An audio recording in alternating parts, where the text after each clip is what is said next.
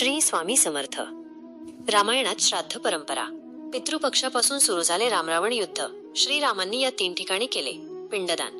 पितृपक्षात आपण जो श्राद्ध करतो त्याला पार्वण श्राद्ध म्हणतात. रामायणाशी संबंधित अनेक प्रसंगांमध्ये उल्लेख आहे की श्रीराम यांनी आपले वडील दशरथ यांच्यासाठी श्राद्ध आणि तर्पण केले होते. पितृपक्ष त्यांच्या जीवनातील अनेक महत्त्वाच्या घटनांमध्ये महत्त्वपूर्ण ठरला होता. पितर म्हणजे आपले पूर्वज. ते या जगात नसले तरी ते आपल्या जीवनाशी जोडलेले आहेत. ते आपले मातृ आणि पितृपक्षाकडील नातेवाईक आहेत, ज्यांनी या पृथ्वीवरील आपले जीवन पूर्ण केले आहे. त्याच पितरांप्रती श्राद्ध करणे हे आपले कर्तव्य मानले जाते.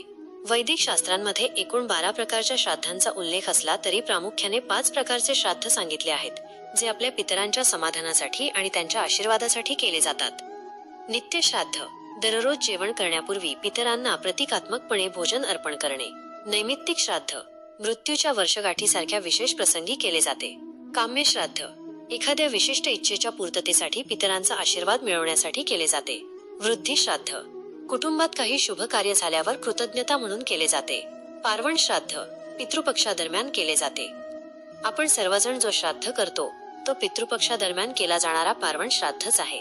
हिंदू धर्मात प्राचीन काळापासून श्राद्ध कर्म केले जात आहेत. यात दान आणि पिंडदान यांचा समावेश आहे, जे पितरांना भूक आणि तहानपासून मुक्ती देतात. ज्याप्रमाणे वासरू अनेक गायींमध्ये आपल्या आईला ओळखते, त्याचप्रमाणे आपण अर्पण केलेला पिंडदान पितरांपर्यंत पोहोचतो. रामायणात श्राद्धाची अनेक उदाहरणे आहेत, जी त्याचे महत्त्व दर्शवतात. पितरांच्या आशीर्वादाने दशरथांना झाल्या होत्या 4 मुले. असे म्हटले जाते की सूर्यवंशी राजा दशरथ अयोध्येचे शासक होते, पण त्यांना कोणीही पुत्र नव्हता जो त्यांच्या विशाल साम्राज्याची जबाबदारी सांभाळू शकेल. ऋषी वसिष्ठ यांनी त्यांना पितृपक्षात महालय श्राद्ध करण्याचा सल्ला दिला. त्यानंतर वसिष्ठांनी दशरथांना कांची कामकोटीमध्ये देवी कामाक्षीची पूजा करण्याचाही सल्ला दिला. देवी कामाक्षी आणि पितरांच्या आशीर्वादाने दशरथांना 4 पुत्र झाले: राम, भरत, लक्ष्मण आणि शत्रुघ्न. रामाचा विवाह मिथिलाची राजकुमारी सीतेशी झाला. नंतर कैकेयीच्या इच्छेनुसार रामांना 14 वर्षांसाठी वनवासात जावे लागले. सीता आणि लक्ष्मण त्यांच्यासोबत गेले. काही काळानंतर दशरथांचे निधन झाले. मंदाकिनी नदीच्या तीरावर श्रीरामांनी केले दशरथांचे पिंडदान. महर्षी वसिष्ठांनी कैकेय भरतांच्या मामांच्या घरी येथे भरताला परत बोलावण्यासाठी दूत पाठवले. अयोध्येत परतल्यावर भरतांनी आपल्या वडिलांचे अंत्यसंस्कार आणि श्राद्ध कर्म केले. 14व्या दिवशी मंत्र्यांनी भरताला कौशलचे राजा बनण्याचा प्रस्ताव दिला, पण भरताने तो नाकारला आणि रामाला अयोध्येत परत आणून राजा बनवण्याचा निश्चय केला. भरत चित्रकूटमध्ये श्रीरामांना भेटले. वडिलांच्या निधनाची बातमी ऐकून श्रीराम दुःखी झाले. त्यानंतर मंदाकिनी नदीच्या तीरावर राम, सीता आणि लक्ष्मणांनी पिंडदान केले. रामांनी भरताला अयोध्येत परत जाऊन राज्य सांभाळण्यासाठी मनवले.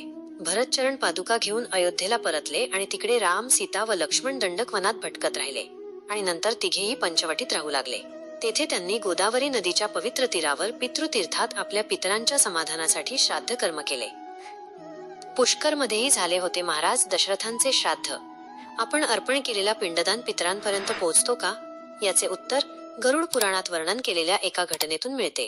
राम, सीता आणि लक्ष्मण पुष्कर सध्याचे राजस्थान येथे पोहोचले आणि तेथे पितरांसाठी श्राद्ध कर्म केले. सीता आणि रामांनी ब्राह्मणांना अत्यंत श्रद्धेने भोजन दिले. अचानक सीता धावत जाऊन काही झाडांच्या मागे लपल्या. रामांनी कारण विचारले असता सीतेने सांगितले की त्यांनी आपले सासरे दशरथ, त्यांचे वडील आणि आजोबा यांना स्वर्गातून पिंडदान स्वीकारण्यासाठी खाली येताना पाहिले. ते राजेशाही वस्त्रांमध्ये होते आणि सीता वल्कल वस्त्रांमध्ये असल्यामुळे त्यांना संकोच वाटला आणि त्या लपून बसल्या. सीतेने 3 पिढ्यांच्या पितरांना पाहिले. हे पाहून रामाला आश्चर्य वाटले.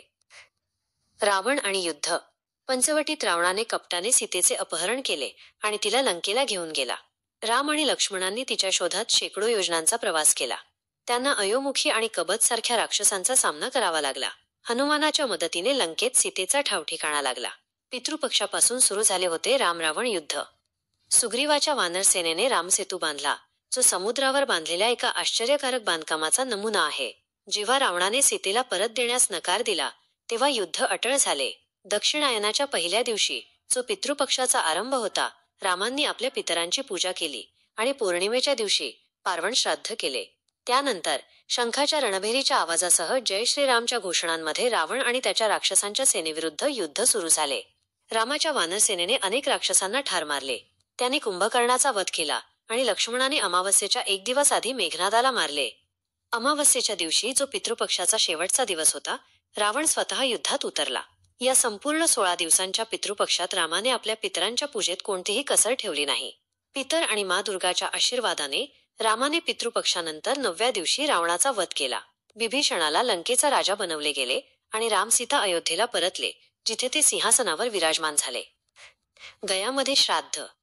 वनवासापूर्वी सीतेने गंगा आणि यमुना नद्यांच्या पूजेचे व्रत घेतले होते. तिच्या इच्छेनुसार राम आणि सीतेने प्रयाग, काशी आणि गया येथे तीर्थयात्रा केली. गयामध्ये रामाने पंचतीर्थयात्रा केली आणि प्रेतशिला येथे पिंडदान केला.